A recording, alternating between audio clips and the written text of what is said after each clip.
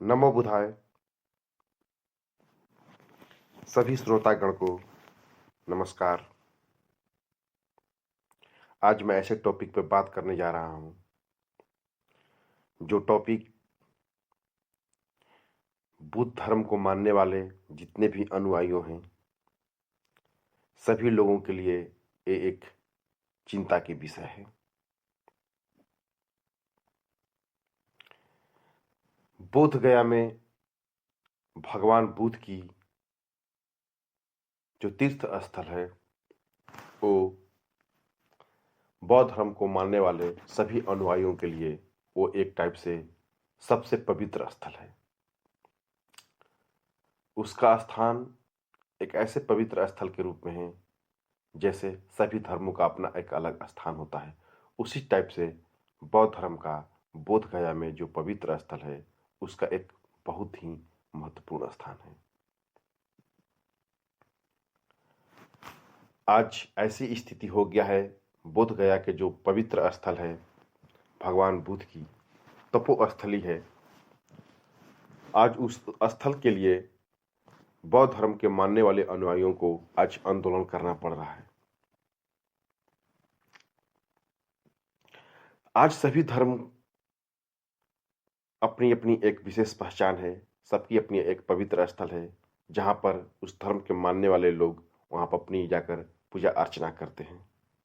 उसी प्रकार बोध गया जो है बौद्ध धर्म मानने वाले लोगों के लिए एक पवित्र स्थल है जहां पर लोग जाकर अपना पूजा अर्चना या जो भी है करते हैं। उस जो महाबोधि मंदिर है उसका एक अपना एक ट्रस्ट है, जिस ट्रस्ट का संचालन जितने भी बौद्धिस्ट लोग हैं वो मिलकर चलाते हैं, उसके मेंबर हैं। लेकिन सरकार आज हिंदुत्व के चक्कर में जितने भी धर्म है सब पे हावी होते जा रही है। यह एक लोकतांत्रिक देश है। इस देश में हर धर्म को मानने वाले लोगों का अपना अधिकार है।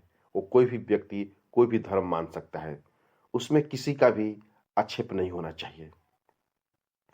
लेकिन जो बोध गया में जो ट्रस्ट बन रहा है महाबोधि मंदिर को लेकर, उसमें बौद्धिस्टों को संख्या कम करके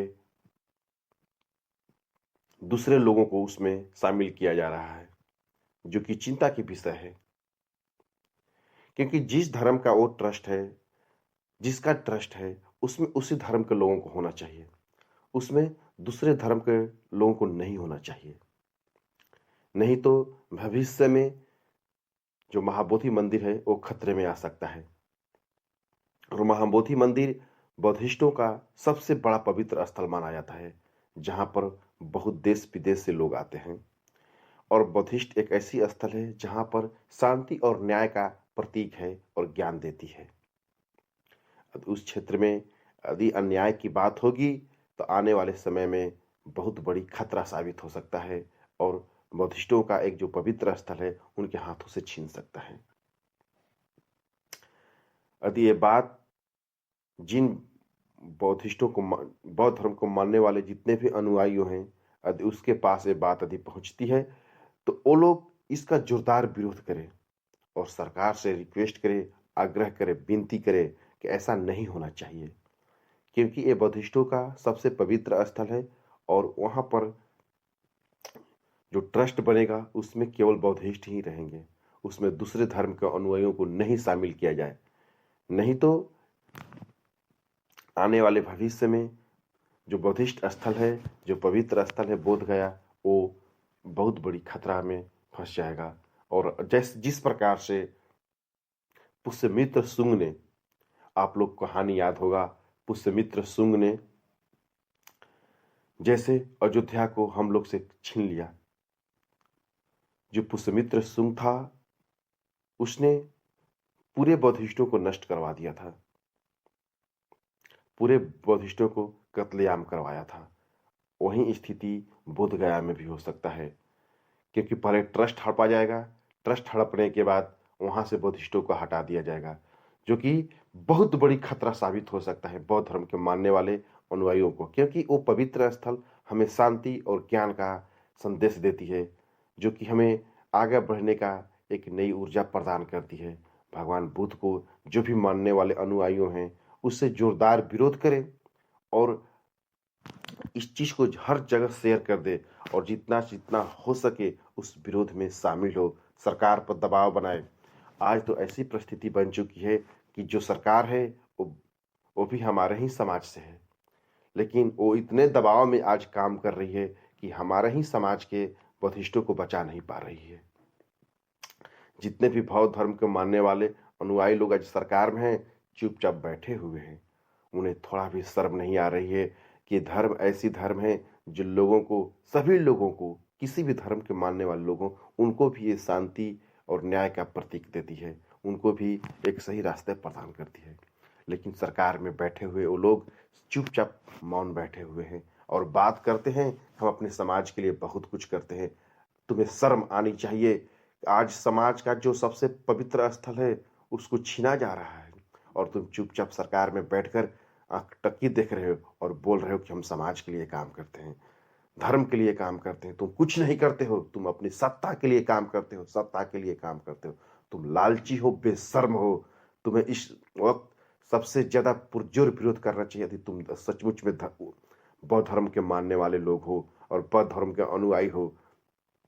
विदेश से लोग आकर उस बौद्ध स्थल की लड़ाई लड़ रहे हैं और हम लोग बिहार में रहकर उसके लिए चुपचाप बैठे हुए हैं और जो हमारे राजनेता हैं उस पर एक शब्द नहीं बोल रहे हैं। तुम किस नाम के राजनेता हो? तुम किस लिए राजनेता हो जब तुम एक शब्द नहीं बोल सको? तुमको केवल सत्ता चाहिए, तुमको लालची हो, तुम्हें कुछ नहीं चाहिए, तुम किसी धर्म के नहीं मानने वाले हो।